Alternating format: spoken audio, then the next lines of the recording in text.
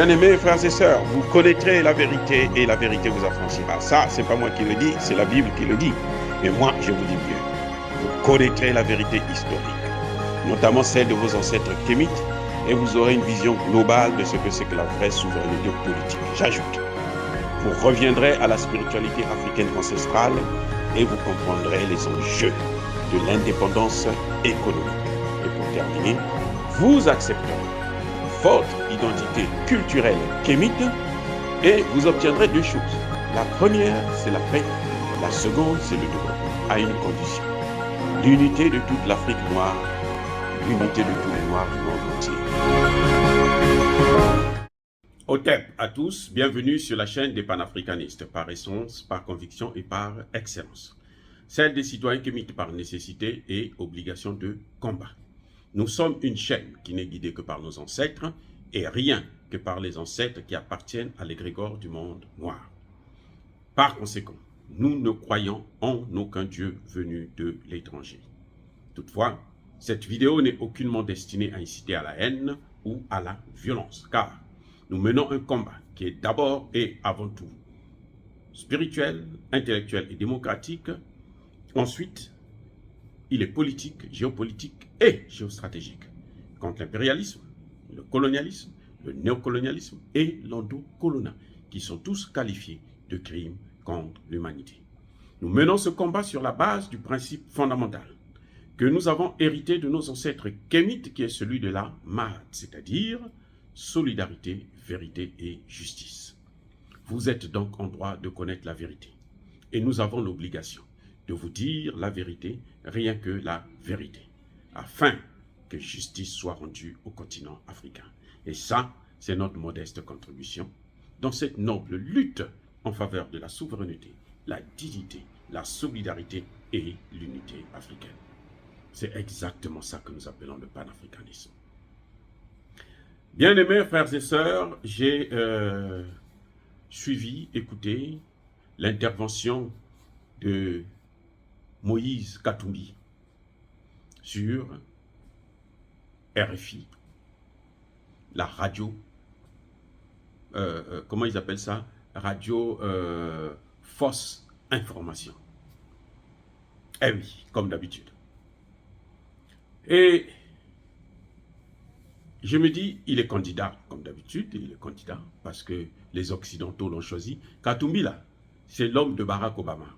C'est celui que Barack Obama avait choisi depuis quand il était au pouvoir pour gérer le Congo. Oui, bon, je ne vais pas rentrer dans les détails pour dire quelles sont les raisons qui avaient fait que Barack Obama puisse le choisir, mais bon, pour ceux qui ont un peu de jugeote là, vous pouvez comprendre pourquoi. Je l'ai écouté sur RFI. On leur posait la question de savoir s'il condamnait, comme le président Tshisekedi, le Rwanda. Monsieur n'a jamais dit un mot sur ça. Il n'a pas dit ouvertement que le Rwanda n'a pas le droit d'intervenir au Congo démocratique. Lui, il parle du M22. Donc, ça dit qu'il est en train de surfer pour faire plaisir à ceux qui soutiennent le Rwanda et qui soutiennent le M22 à travers le Rwanda. Voilà, c'est ça qu'il est en train de faire. J'ai trouvé un homme complètement ridicule. Je critique le président Tshisekedi. Hein, ça, je ne me cache pas, je le dis. J'assume. Mais je le critique pour un point particulier.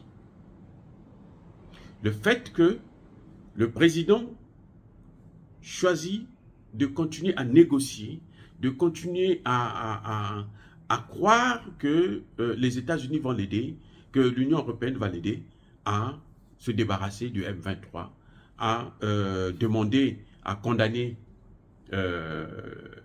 Kagame. C'est ça que je trouve, que je critique, parce que je me dis, un fou, celui qui est fou là, c'est celui qui fait les mêmes choses, mais qui ne donne pas de résultats. Les Occidentaux sont là. Ce sont eux qui ont même amené cette guerre depuis près de 30 ans. Et on n'a jamais eu de résultat. Va changer de partenaire, c'est la moindre des choses. C'est la moindre des choses. Dans un couple là, vous êtes marié, ou bien vous vivez avec une femme, ou pour les femmes, avec un homme. Vous restez 1 an, 2 ans, 3 ans, 4 ans, 5 ans, 6 ans, 10 ans, 15 ans, 20 ans. La situation ne change pas. Votre partenaire, vous ne le comprenez pas. Vous ne vous entendez pas. Les choses ne marchent pas. Pourquoi vous allez continuer à y rester dans ce couple? Non. Quand ça ne marche pas, il faut se retirer, vous vous séparez, et puis, bon, chacun suit son chemin. Vous cherchez quelqu'un d'autre. Peut-être que le prochain partenaire que vous aurez sera mieux. Donc, il faut faire très, très, très attention. C'est pour ça qu'on ne peut pas espérer une solution différente avec des gens qui sont là, qui ne font que les mêmes choses. Ils condamnent du bout des lèvres, et puis ce sont eux qui continuent à donner des armes. On a vu comment ils ont soutenu l'Ukraine. C'est parce que l'Ukraine a affaire à une mastodonte. Donc, il ne peut pas. Mais si, la guerre en Ukraine, c'est la guerre entre l'OTAN et la Russie. Mais le Rwanda ne peut rien faire si il voulait soutenir. Mais attendez, qui a mis le Congo démocratique sous embargo? N'est-ce pas les mêmes? Ils mettent un gouvernement sous embargo qui est attaqué, qui est en guerre. On le met sous embargo. C'est pour favoriser les rebelles. Aussi simple que ça. Aussi simple. C'est pour faciliter la tâche à Kagame. Et c'est ce que Katumbi devrait sortir. Quand Moïse Katumbi a une opportunité de parler sur leur fameuse chaîne, la radio Force Information, et c'est pour nous dire exactement ces choses. C'est pour dire à Tshisekedi que non, la politique que vous êtes en train de suivre, ce n'est pas la bonne. Vous savez ce qu'il dit? Il faut augmenter les salaires des militaires pour les motiver. Parmi ces militaires-là, il y a aussi des Rwandais. Vous les engraissez. Comme Tshisekedi, lui, il a choisi d'engraisser les parlementaires, hein, pour qu'ils puissent venir au Parlement. Ils sont tellement gros. Ils dorment. Il faut que dormir, c'est tout. Ils ont trop mangé. Ils mangent bien. Donc, ils peuvent venir pour dormir. Ils n'ont même pas le temps de dormir chez eux. Parce qu'ils font que faire la fête à longueur de journée. Lui, Katumbi, dit non, il faut donner plus d'argent aux militaires. Comme ça, ils vont boire, ils vont manger très bien, et puis ils vont aussi dormir pendant qu'on est en train d'occuper le pays.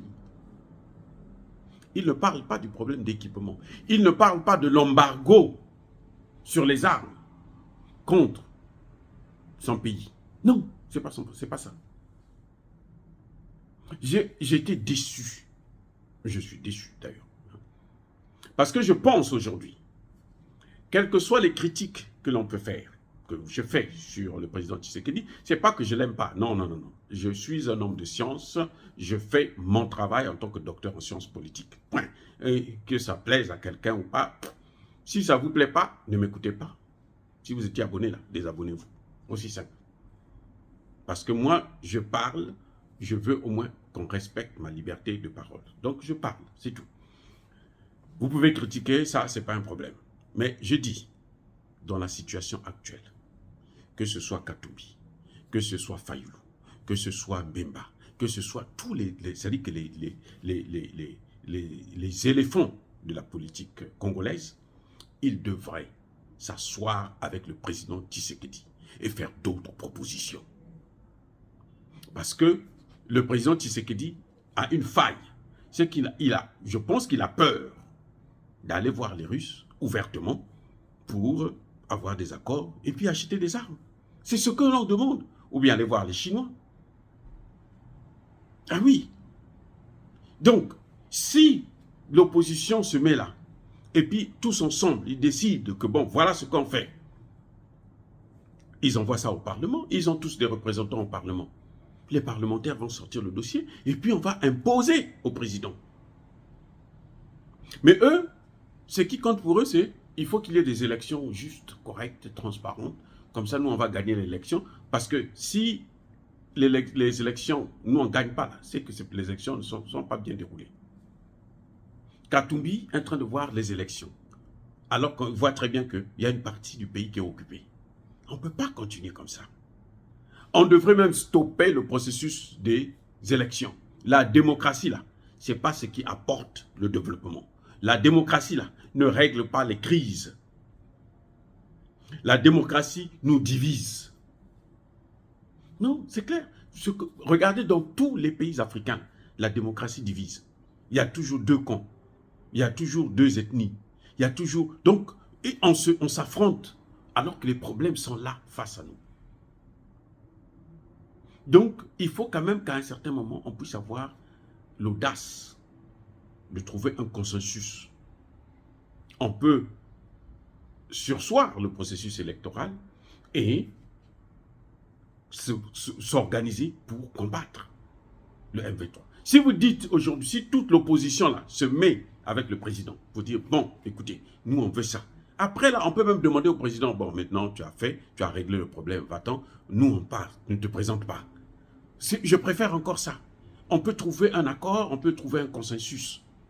C'est comme ça que ça se passe. Pourquoi vous vous précipitez, vous vous battez pour organiser des élections, au lieu de vous battre pour qu'il y ait la sécurité? Mais je vous rappelle que ce conflit a déjà fait plus de 25 millions de morts. 25 millions de morts. C'est 5 fois la population du Congo-Brazzaville. Soyons sérieux. Il faut maintenant commencer à être un peu plus sérieux. Et ces Occidentaux-là qui vous disent que non, on va organiser les élections. Organiser les élections. Chez eux-mêmes, là, il n'y a pas de démocratie. On a vu comment Emmanuel Macron a été élu. On a vu les dossiers, hein, les casseroles que Emmanuel Macron traîne. Ici aux États-Unis, on a vu comment on a occupé le Capitole. C'était pour quelques minutes ou quelques heures, mais quand même, c'est arrivé. Ce sont les failles de la démocratie.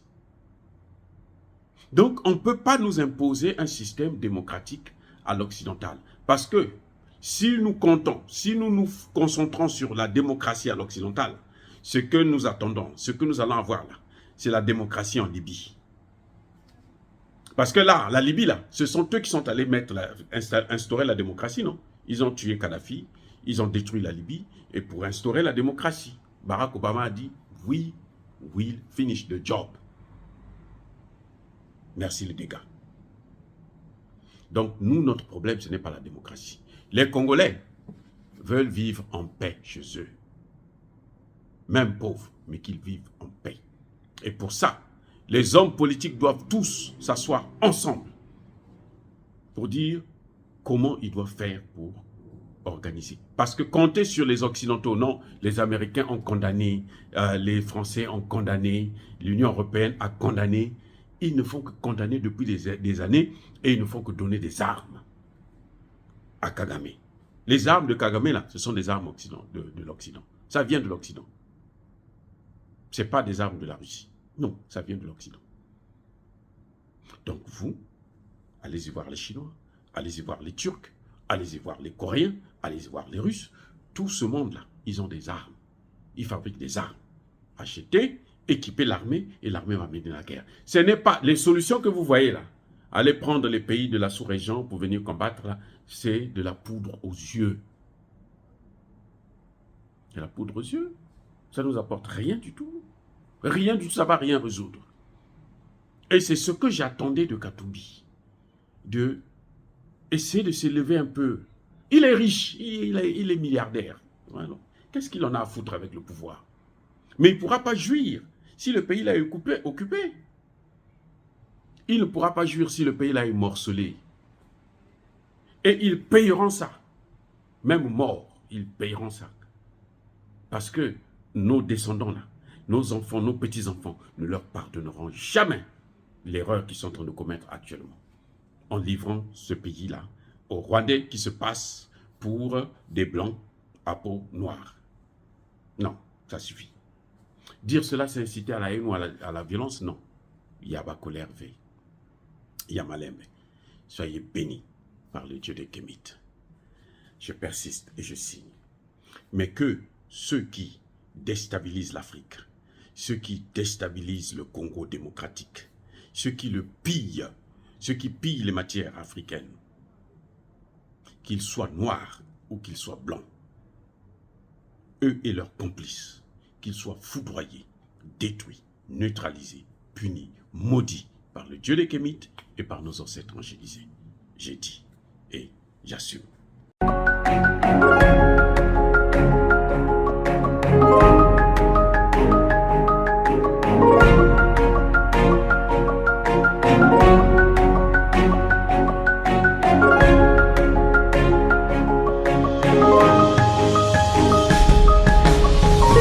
Eux, ils marchent par la foi et non par la vue. Mais moi, je vous conseille vivement de marcher par la connaissance scientifique et historique, notamment celle de nos ancêtres kémites, par les 5 sens et par l'intelligence. Abou Apia.